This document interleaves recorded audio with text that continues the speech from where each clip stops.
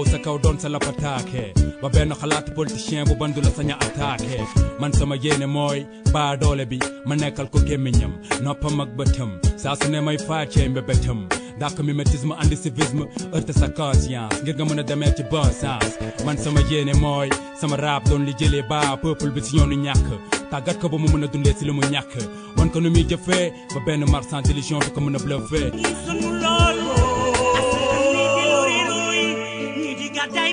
Mesdames, Mesdemoiselles, Messieurs, encore une fois, bonjour et merci de sur votre émission Objection qui a le plaisir de recevoir ce dimanche Mamadou Hadi Dème. Il est docteur en sciences politiques, il est enseignant-chercheur à la faculté des sciences juridiques et politiques de l'université Cheikh Anta Diop de Dakar. Monsieur Dème, bonjour et merci d'avoir bien voulu accepter notre invitation. Bonjour Baye Omar, permettez-moi de vous remercier pour cette invitation, mais aussi de saluer l'ensemble des auditeurs de la Sud FM qui nous écoutent en ce moment. Alors, le foot, vous aimez? Oui. Comment voyez-vous le Maroc qui a battu le Canada 3-0? Vraiment, c'est un exploit, pour ne pas dire ils sont dans une dynamique depuis la dernière Coupe du Monde. Cette équipe. Oui, je crois que le Maroc n'a fait que confirmer cette dynamique qu'il a enclenchée depuis quelques années dans les grandes compétitions internationales. Là, ça fait du plaisir. Oui, en 2022, ils ont été demi-finalistes de la Coupe du Monde. En 2025, ils ont été finalistes de la Coupe d'Afrique des Nations face au Sénégal. Je pense que c'est le résultat d'une organisation quand même rigoureuse autour du football. Je pense que tout le monde a vu justement l'organisation impeccable de la Coupe d'Afrique des Nations et il n'y a pas de surprise face à cette prestation. Mais justement, contrairement au Sénégal, du point de vue organisationnel, et même la dernière rencontre, ce que cela produit comme catastrophe et comme image aussi. Je pense que c'est tout à fait le contraire. D'un côté, on a un Maroc avec quand même une organisation rigoureuse et très sérieuse autour de tout ce qu'ils font autour du football marocain. Et le Sénégal, on a vu justement une organisation catastrophique qui traduit justement un certain nombre de laxisme et de manque de sérieux autour de ce que l'on fait au niveau donc du football. Ce que les gens ignorent, c'est que au-delà de l'aspect purement sportif, le football constitue ce que l'on appelle en relation internationale un soft power. C'est-à-dire il traduit une certaine identité, il donne une certaine image au pays en question qui pourrait justement susciter la curiosité des gens de venir découvrir justement ce qui se passe chez nous. Mais vu l'organisation qu'on a vu les résultats, ça donne déjà une image d'un pays où le laxisme et le manque de sérieux est souvent érigé en règle et c'est quand même regrettable. C'est moins de comparer deux pays que d'admirer le travail bien fait. Oui, le travail bien fait, je pense qu'au-delà même de la Coupe d'Afrique, je pense que ces dernières années, nos équipes nationales nous ont valu une certaine satisfaction, mais regardez un peu la politique sportive au Sénégal en termes d'infrastructure. C'est quand même catastrophique. Aujourd'hui, même dans nos rêves nos plus fous, on n'ose même pas penser un seul moment organiser une Coupe d'Afrique des Nations parce que du point de vue infrastructurel, on est complètement très en retard. Que ce soit par rapport aux réceptifs au niveau des stades ou bien des hôtels ou bien des villes. Je pense que ce n'est pas pour les années à venir que le Sénégal oserait porter une candidature pour organiser une compétition. Comment comprenez-vous cela? Pour ne pas dire comment en est-on arrivé là? Qu'est-ce qui explique qu'avec toutes ces générations, on n'arrive pas à quand même s'arrêter, évaluer et prendre les choses en main? Qu'est-ce qui ne va pas? Je pense que sérieusement, il y a un problème d'évaluation dans tout ce que l'on fait. L'évaluation doit être inscrite en règle dans tout ce qui gravite autour de la gouvernance de nos politiques publiques.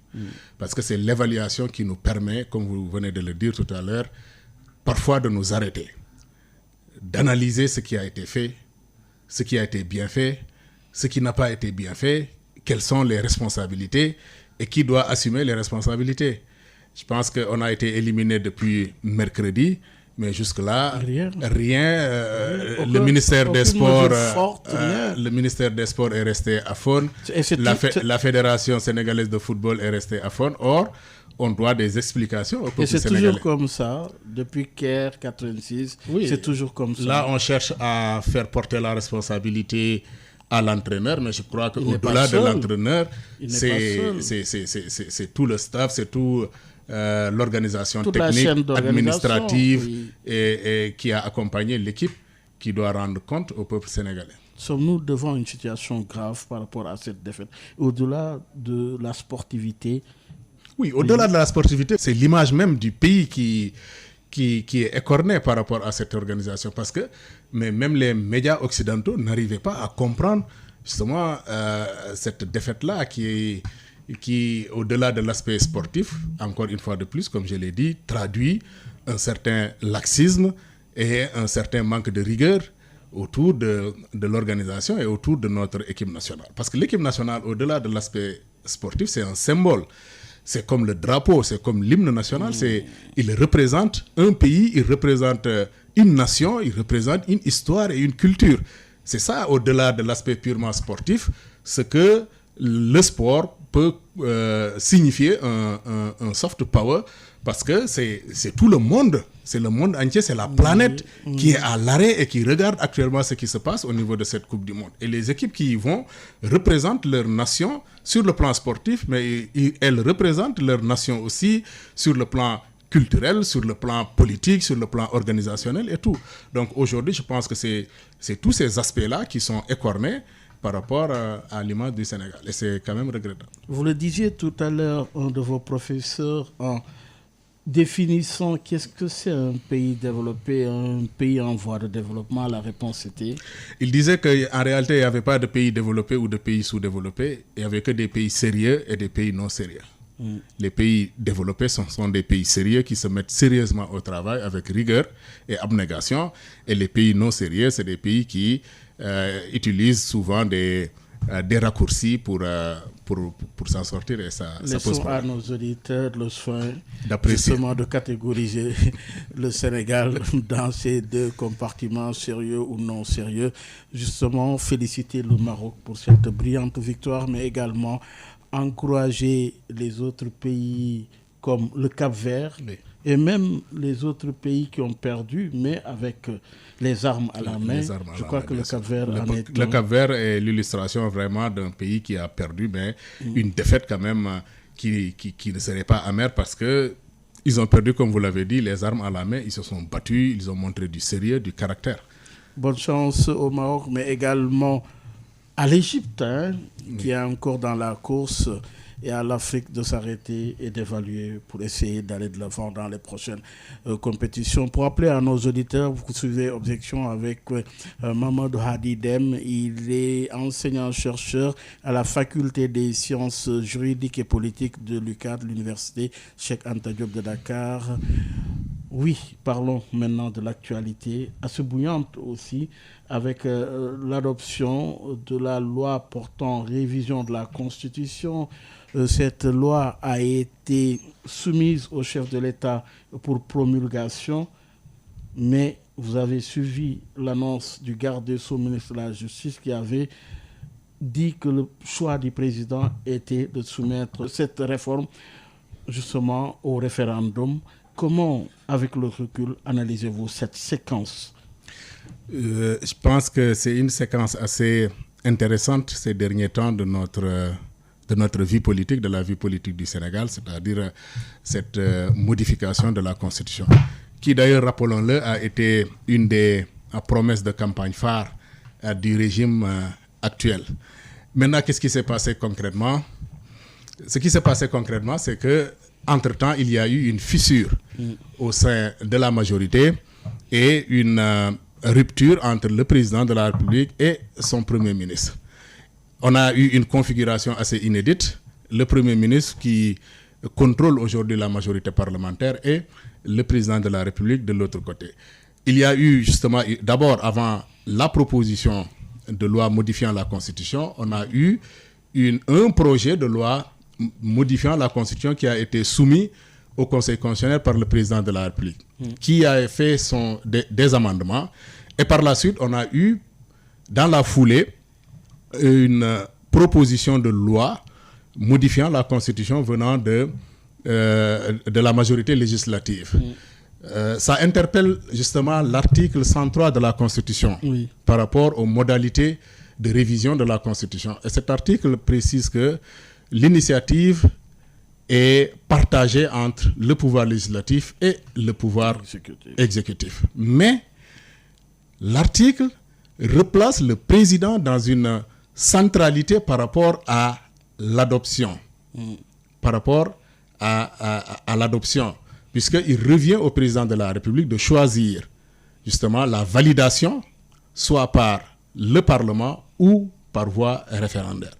Et en matière de révision de la Constitution, surtout dans ce cas-là où la révision est quand même de profondeur, le principe, c'est justement la voie du référendum. Et l'exception est la voie parlementaire. Mais pourquoi le président a choisi cette voie référendaire, alors contrairement à la voie parlementaire?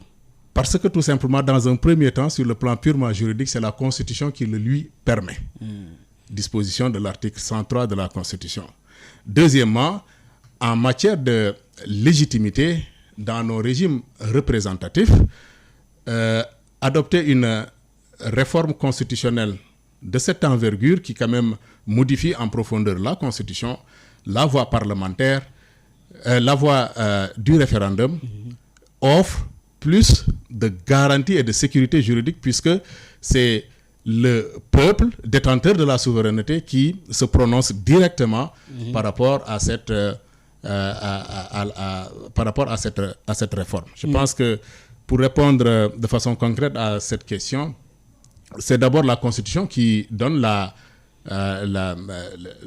au président de la République la primauté de choisir la voie de l'adoption, soit par référendum, qui est le principe, et ou soit par la voie parlementaire, qui est l'exception. Est-ce que cette voie référendaire traduit une légitimité populaire ou révèle-t-elle des fragilités politiques au sommet de l'État? Les deux peuvent être... on peut accepter justement ces deux aspects. Le premier, par rapport à la légitimité. On est dans un régime représentatif où le peuple, certes détenteur de la souveraineté, l'exerce par la voix de ses représentants, sauf en cas de référendum. Donc, le référendum est l'unique moment où le peuple exerce directement sa souveraineté, exerce directement le pouvoir. Donc, en termes de légitimité, effectivement, le référendum offre plus de garanties par rapport à une adoption par voie parlementaire. Maintenant, le problème est qu'on est en face d'une situation assez inédite quand même, qui peut interroger. D'abord, le premier aspect, c'est qu'il y a eu une certaine précipitation qui a quand même plongé un certain flou dans le processus de révision.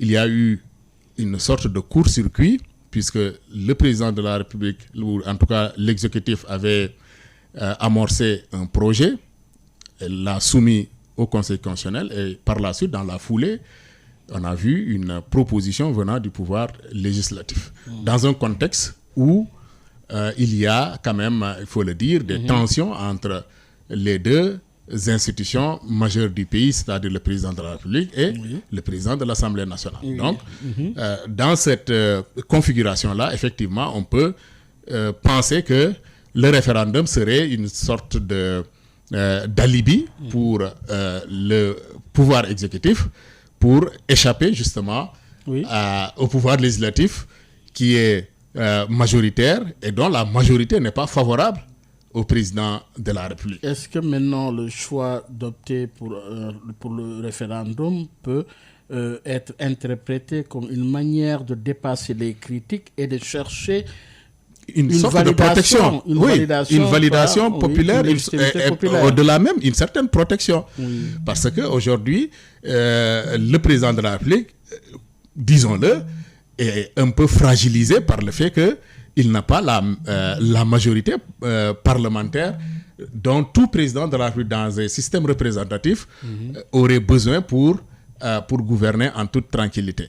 Donc, le recours au référendum peut constituer une alternative, surtout que, disons-le, je crois que nous allons y revenir, il y a quand même des éléments qui ont été introduits dans cette réforme qui contribuent à fragiliser le pouvoir du président de la République. Bien sûr. Si vous voulez, je peux développer quelques aspects. La limitation du pouvoir de dissolution qui a été introduite dans la réforme contribue à fragiliser le président de la République et à créer un déséquilibre dans ce que l'on appelle l'existence de moins d'actions réciproques dans nos systèmes semi-parlementaires. Parce que c'est quoi l'existence des moyens d'action réciproques?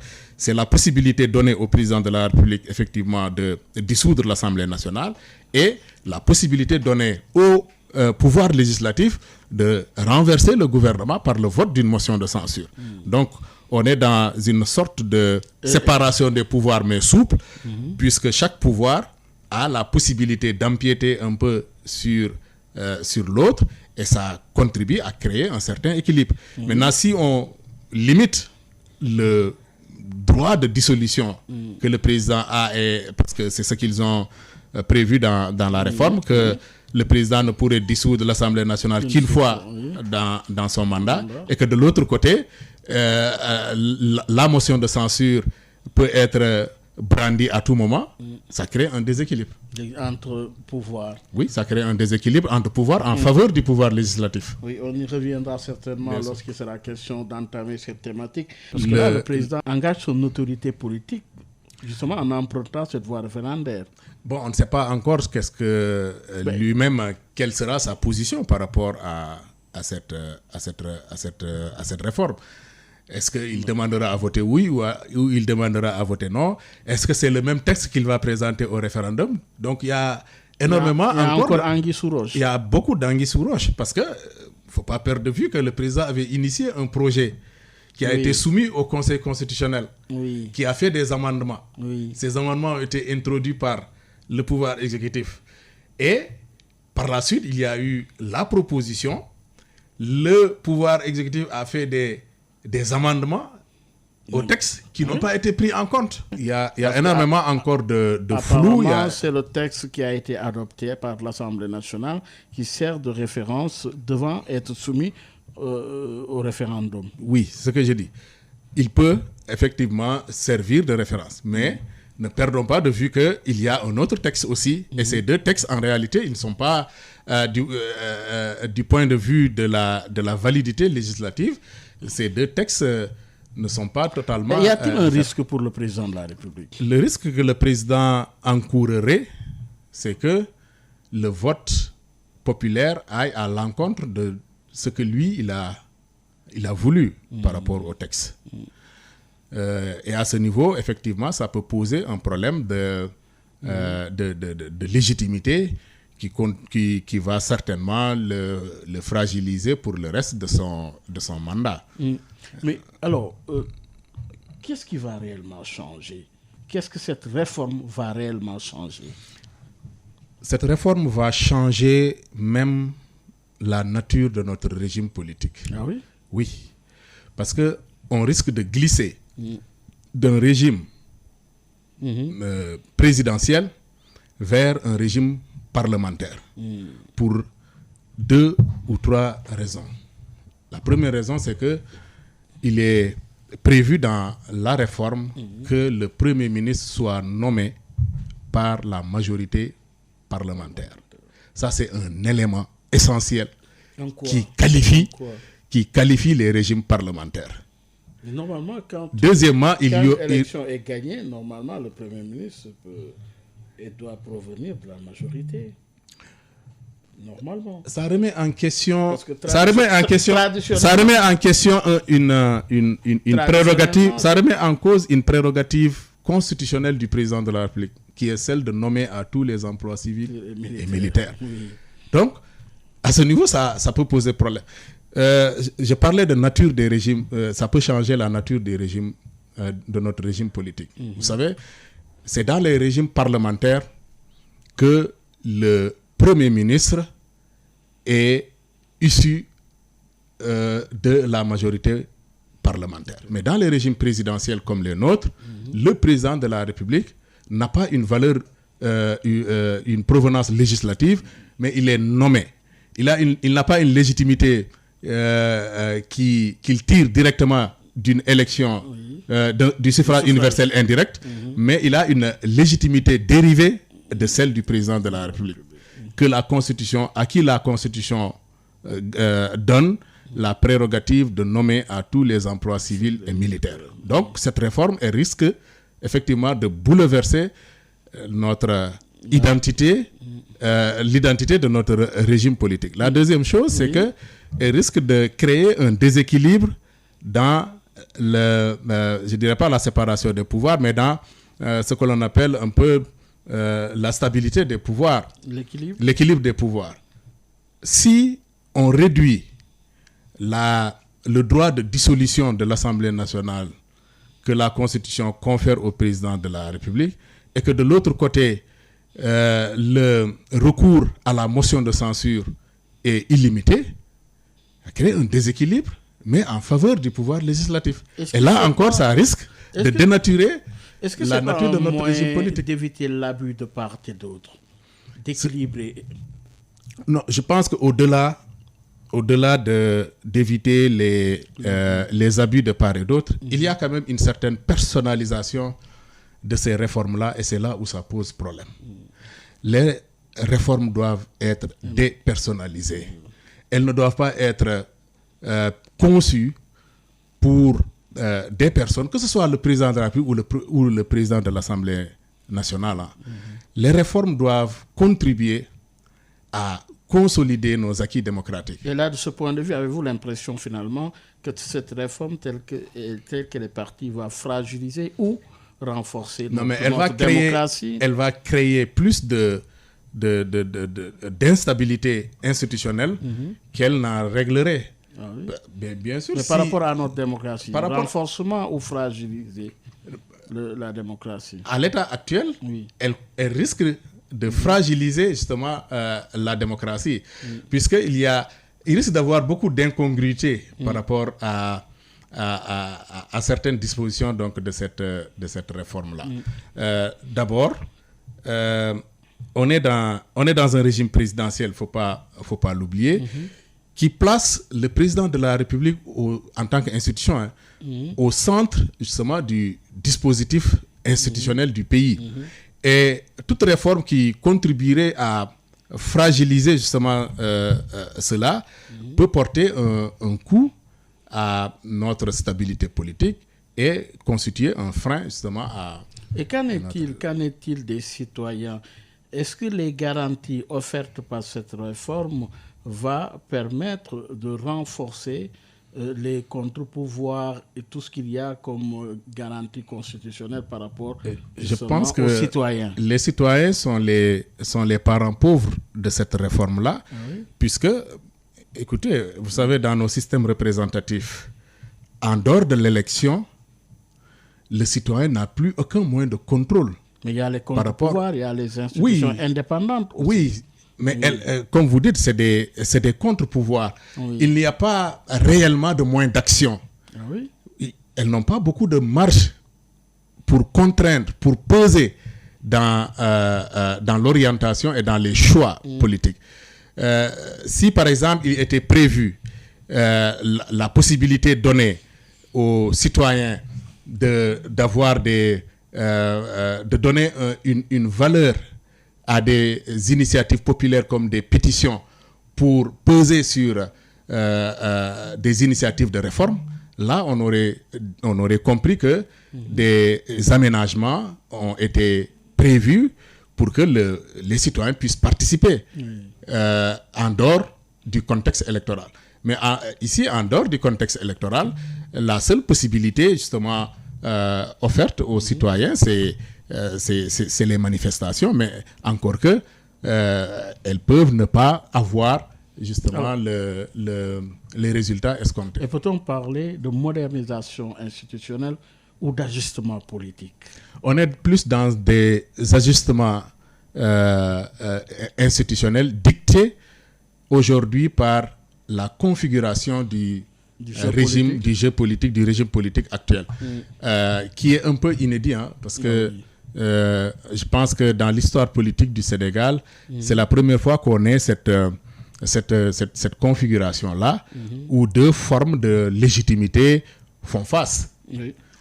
La légitimité légale dont dispose le président de la République et la légitimité populaire dont dispose aujourd'hui l'ancien Premier ministre qui est devenu par la suite le président de la République. Dans la séquence rapport entre l'exécutif et le législatif, alors qu'est-ce que cela explique-t-il réellement en termes de rapport entre l'exécutif et le législatif? Ça explique aujourd'hui des faits inédits, hein. On est dans une configuration où la majorité législative et la majorité du pouvoir exécutif étaient du même bord politique il y a de cela quelques mois. Ensuite, il y a eu fissure et les deux leaders qui sont à la tête des institutions contrôlent aujourd'hui séparément le pouvoir exécutif et le pouvoir législatif. Ça nous plonge dans une sorte de cohabitation dont on n'était pas préparé, aussi bien dans nos textes que dans la pratique politique. Et c'est là où aujourd'hui tout semble... non, comme séquence dans la démocratie. Bon, intéressant si notre système était préparé à accueillir cette configuration-là. Mais sur le plan politique, on n'est pas préparé justement à accueillir cette séquence-là qui demande énormément de tact et énormément de prise de hauteur pour ne pas bloquer justement le pays.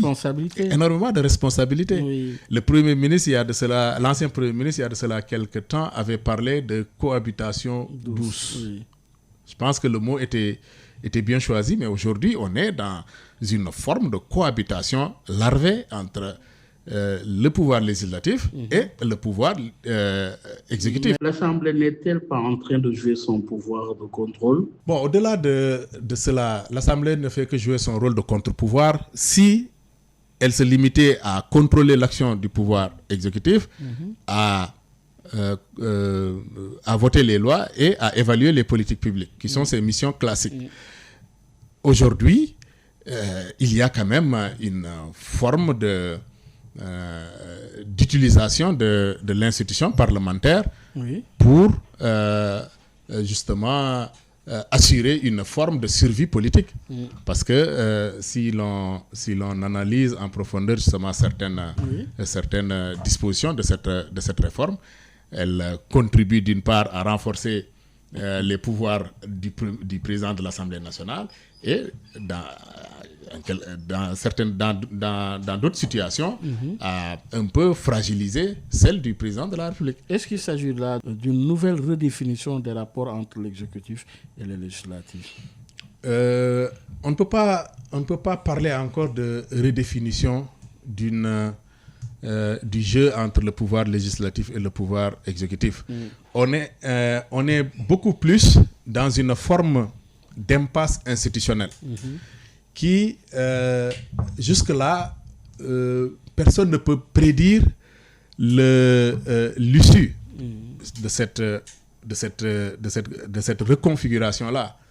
Puisque, comme je l'ai dit, c'est un fait inédit, c'est un fait dont on n'était pas préparé sur le plan institutionnel et sur le plan juridique, qui est tombé sur nous comme ça, et risque de nous placer dans une forme d'impasse juridique et institutionnelle.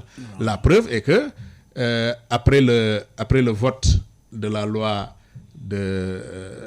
modifiant la Constitution, le président de la République doit choisir la voie de l'approbation, soit par référendum ou par voie parlementaire. Mais il y a un vide. De quel? Les délais. Les délais. Il n'y a pas de délai. Et il y a aussi énormément de non-dits. est-ce qu'il va il va soumettre le texte en l'état? Est-ce qu'il va saisir à nouveau le Conseil constitutionnel pour contester certaines dispositions de cette loi, etc., etc. Donc il y a énormément encore de zones d'ombre, de flou, que j'appelle justement les risques d'impasse institutionnelle. Alors, parlez-nous de cette configuration. Vous l'avez dit, est-ce que cela va durablement modifier la pratique institutionnelle, cette reconfiguration dont vous faites allusion? Bon, en réalité, est-ce que même on peut parler de reconfiguration? Je pense que le mot risque d'être un peu de trop. On est beaucoup plus dans une cassure à l'intérieur de la majorité, de la majorité qui gouverne aujourd'hui le pays. Et cette cassure-là est en train un peu de prendre le dessus sur le fonctionnement régulier des institutions. Ça va impacter sur les institutions. Ça impacte sur le fonctionnement régulier des institutions. Est-ce que ça va aller jusqu'à modifier la pratique institutionnelle? Je ne pense pas que ça aille jusqu'à modifier la pratique institutionnelle, puisque je pense que c'est une séquence. Et c'est une séquence qui est appelée à se refermer très vite. Vous pensez? Ça ne peut pas s'inscrire dans la durée? Non, cette séquence, elle va se refermer après le référendum. Cette séquence-là, elle va se refermer définitivement après le référendum parce que un des blocs sortira vainqueur l'autre affaibli et risque de phagocyter l'autre.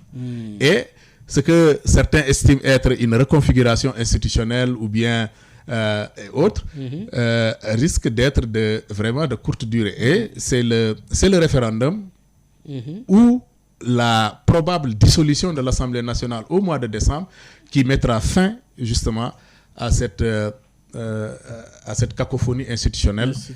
Plus qu'une reconfiguration institutionnelle. C'est finalement PASTEF face à PASTEF finalement. Oui, même si les gens ne veulent pas l'entendre de cette manière. Mais ou les rapports de force au sein de PASTEF. Ce sont des rapports de force au sein du même parti qui a éclaté. Et aujourd'hui, le PASTEF fait face au PASTEF, même si on parle de l'autre côté de la coalition Diomaye Président. Parce que finalement, qu'est-ce que vous constatez? Au sein de PASTEF, vous avez deux pôles, les pro-Sonko contre les pro-Diomaye aujourd'hui, au sein d'une même formation politique. Est-ce que ce diagnostic vous paraît plausible? Vous savez,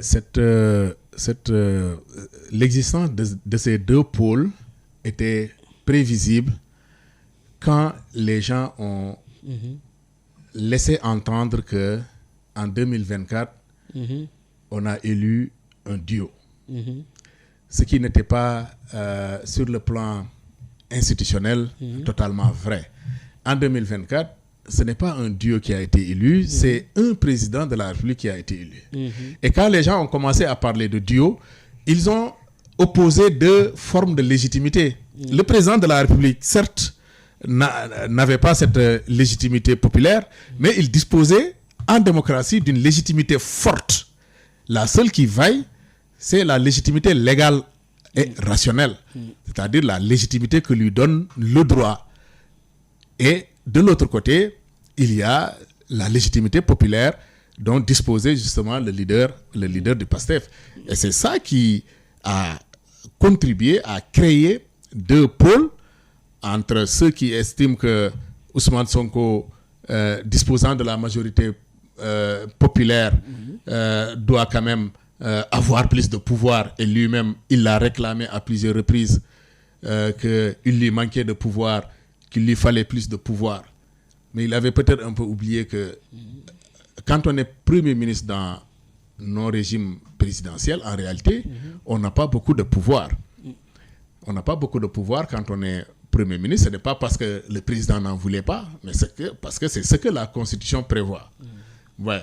Donc, de l'autre côté, un autre pôle s'est créé autour de la légitimité légale du président, qui rappelait à chaque fois que c'est lui qui a été élu, c'est lui qui a prêté serment, c'est lui qui a prêté serment comme étant le garant de la Constitution, et le protecteur des institutions. Est-ce que cela laisse transparaître de différences d'approche ou de véritables affrontements politiques en gestation? C'est plus un enjeu de pouvoir qui se pose.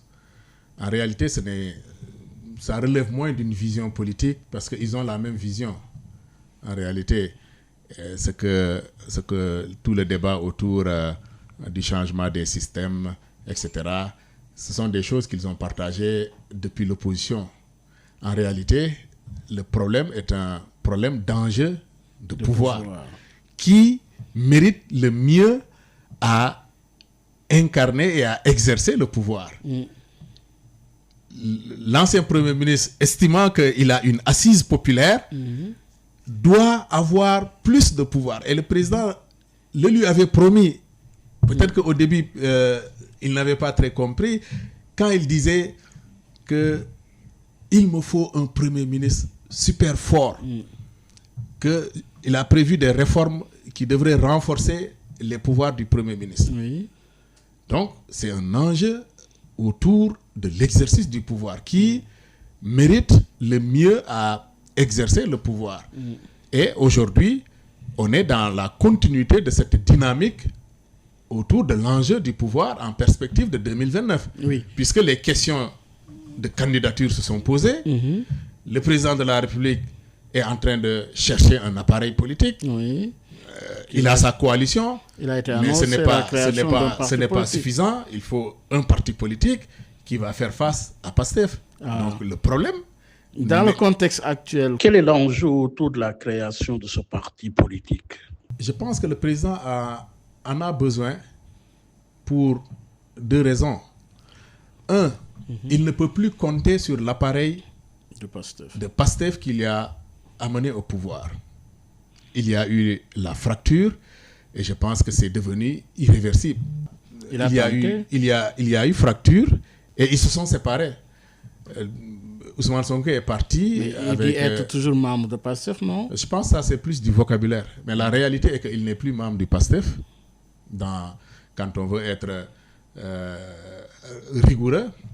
Et s'il était membre du PASTEF, je ne vois pas pourquoi il créerait un parti politique. Il en a besoin pour les prochaines échéances locales et même peut-être législatives anticipées. S'il arrivait qu'il dissoute l'Assemblée nationale au mois de décembre pour tenter d'organiser de nouvelles élections et avoir une majorité parlementaire qui lui permettrait maintenant de gouverner confortablement, il a besoin d'un appareil qui peut l'aider dans ses conquêtes et dans cette conquête du pouvoir. Deuxièmement, je pense que premièrement, j'ai dit c'est parce qu'il ne peut plus compter sur PASTEF. Deuxièmement, il en a besoin pour justement les prochaines échéances. D'abord législatives, si législatives anticipées il y en a, et dans la perspective des locales et de 2029 si il est tenté de chercher un deuxième mandat. Et a-t-il intérêt dans le contexte présent de créer un parti? Oui, mais bien sûr, il a. S'il n'a pas aujourd'hui un appareil politique, mais il se fragilise davantage. Et quelles sont les chances, justement, de réussite? Écoutez, vous savez, les chances de réussite dépendent de plusieurs facteurs. Étant président de la République, il peut, dans une certaine mesure, avoir une longueur d'avance. Parce que quand même, il a le pouvoir du décret de nomination. Et on sait dans nos sociétés, justement, accéder à des fonctions politiques, c'est aussi se constituer une certaine base politique au niveau local. Et souvent, c'est quasi automatique. Je pense qu'il peut jouer avec cela pour constituer aujourd'hui un appareil qui lui permettrait justement de faire face à la machine PASTEF. Alors dites-nous, Mamadou Hadi Dème, est-ce que cette réforme constitutionnelle est un élément révélateur de crise interne entre le président Bassirou Diomaye Faye et Ousmane Sonko? Il y a un fait qui est inédit, c'est pour le même objet de réforme, on a à la fois pour le même objet de réforme, on a à la fois une proposition et un projet. Ça révèle véritablement qu'il y a un problème, il y a des malentendus, il y a rupture de consensus politique autour de cette réforme-là. Deuxièmement, le fait que l'Assemblée nationale rejette les amendements qui ont été proposés par l'exécutif traduit aussi justement cette dynamique de rupture extrêmement révélatrice aujourd'hui des tensions au sommet de l'État. Et ça prouve clairement maintenant que ce que les gens pensaient depuis quelques mois, que cette rupture-là, elle est définitive, en tout cas pour le moment, qu'il n'y a pas possibilité aujourd'hui de reconnexion entre le président de la République et le président de l'Assemblée nationale. Parce que, au-delà du limogeage de l'ancien Premier ministre qui, par la suite, a retrouvé son poste de député et est devenu président de l'Assemblée nationale, donc au-delà du limogeage, il y a eu cette cacophonie autour de la réforme où le projet a été un peu court-circuité par une proposition et aujourd'hui la suite de la réforme est entre les mains du président de la République qui doit décider du sort par voie référendaire, par voie parlementaire, quand, comment, etc. Et qui reste à son entière appréciation. Et cela affirme-t-il l'existence de bipolarisation au sein de la majorité? Oui, il y a une bipolarisation de la majorité. Est-ce que même on peut aujourd'hui parler de majorité? Puisque il y a quand même une certaine opposition à l'intérieur de cette majorité, mais il y a quand même une bipolarité. Deux pôles politiques qui se sont formés au sein même de la même majorité. Oui, au sein de la même majorité, l'un autour du président de l'Assemblée nationale qui dispose de la majorité législative et l'autre autour du président de la République qui dispose quand même du pouvoir exécutif. Mais on est dans une configuration où la Constitution accorde éminemment de prérogatives et de pouvoir au président de la République. On a une Constitution essentiellement présidentielle, qui fait que le président de la République est quasi incontournable. Et il dispose quand même de leviers qui lui permettent, aujourd'hui, s'il les active peut-être correctement, de pouvoir s'en sortir dans cette configuration. Et quels sont les effets de cette tension sur la stabilité du pays? Je pense que la stabilité du pays dépend réellement comment dirais-je, d'une certaine maturité politique des acteurs. Et aujourd'hui, cette bipolarité ne doit pas conduire ne doit pas être poussée jusqu'à se traduire en instabilité politique. Et il est du devoir du président de la République justement de veiller à la stabilité politique du pays. Et autre chose, je ne pense pas que une instabilité politique comme on l'a vécu ces dernières années arrangerait l'un ou l'autre des deux protagonistes. C'est clair. Alors aujourd'hui, parlons de la perspective de notre démocratie sénégalaise. Au regard de cette réforme, dans quelle direction évolue la démocratie sénégalaise? Je pense que si certains points de cette réforme passent, ça pourrait renforcer notre démocratie. Je vais en relever deux. Le premier est relatif à la Cour constitutionnelle. Je pense que si aujourd'hui on a une Cour constitutionnelle avec des prérogatives beaucoup plus importantes, avec une possibilité donnée aux citoyens de pouvoir saisir le Conseil constitutionnel, c'est-à-dire l'ouverture de la saisine du Conseil constitutionnel aux citoyens, va contribuer aujourd'hui à renforcer notre démocratie, en ce sens que, vous savez, le droit constitutionnel aujourd'hui se nourrit justement du contentieux constitutionnel. le droit constitutionnel théorique descriptif des institutions, la séparation des pouvoirs, etc., je ne dirais pas qu'il est dépassé, mais il est insuffisant. Aujourd'hui, on dit souvent que le président de la République est le gardien de la Constitution. Mais celui qui doit être réellement le gardien de la Constitution, c'est le Conseil constitutionnel. Okay. Et aujourd'hui, avoir une cour constitutionnelle dont la saisine est ouverte même aux citoyens, qui peut, dont les moyens d'action sont renforcés, permet de faire évoluer justement notre constitutionnalisme à l'orée donc de l'évolution des démocraties actuelles. Là, le deuxième aspect, il est relatif aux partis politiques, surtout dans la transparence des modes de financement des partis politiques, mais aussi la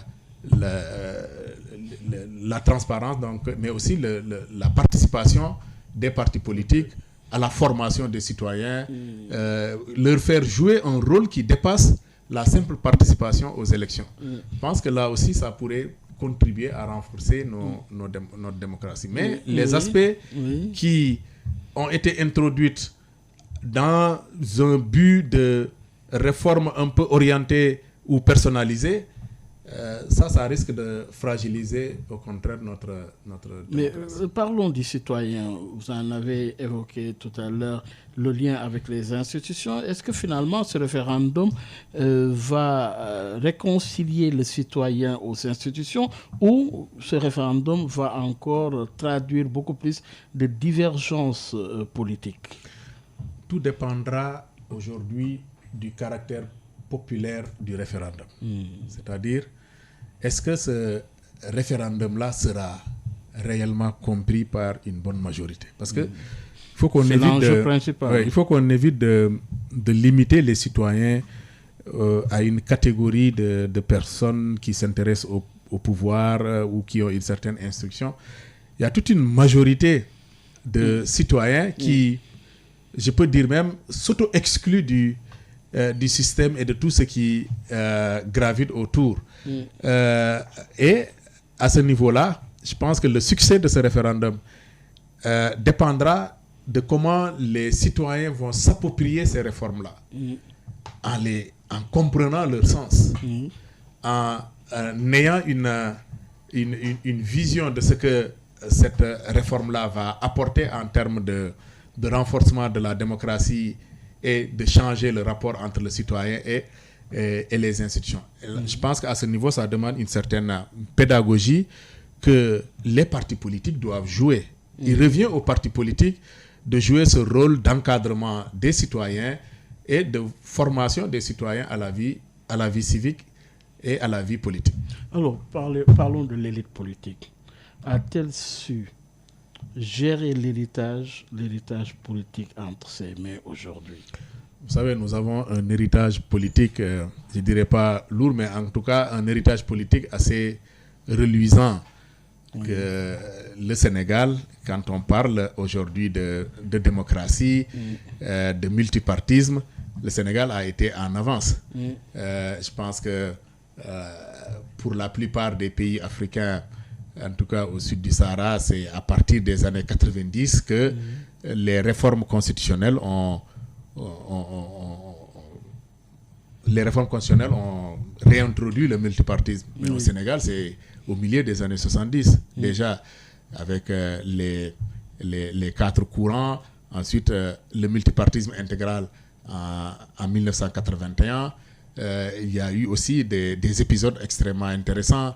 En 92, le code électoral consensuel, la mise en place des autorités administratives indépendantes chargées de l'organisation des élections. Il y a eu l'ONEL, il y a eu la CENI, il y a eu, etc., la régulation électorale. Je pense que ce sont des acquis qui ont donné une certaine image à la démocratie sénégalaise, que les élites politiques et intellectuelles actuelles ont l'obligation de préserver, mais aussi de transmettre, améliorer, si possible, ou en tout cas intactes aux générations à venir. Oui, mais aujourd'hui, ce que l'on voit, c'est que... Est-ce que l'élite politique d'aujourd'hui a conscience de l'héritage politique et républicain déposé entre ses mains. Si l'élite politique ne le comprend pas, il revient à l'élite intellectuelle de faire comprendre à l'élite politique c'est quoi cet héritage républicain, institutionnel et démocratique dont vous venez de parler.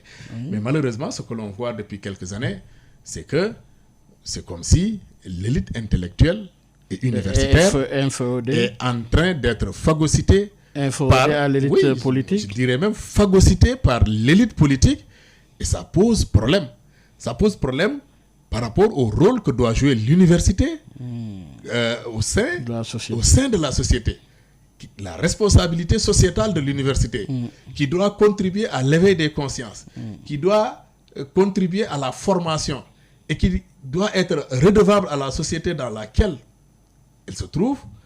Cela doit passer par le statut de l'intellectuel qu'il doit jouer et qu'il doit incarner. Si les intellectuels se laissent phagocyter aujourd'hui par l'élite politique, l'université en pâtira et l'université risque de disparaître avec.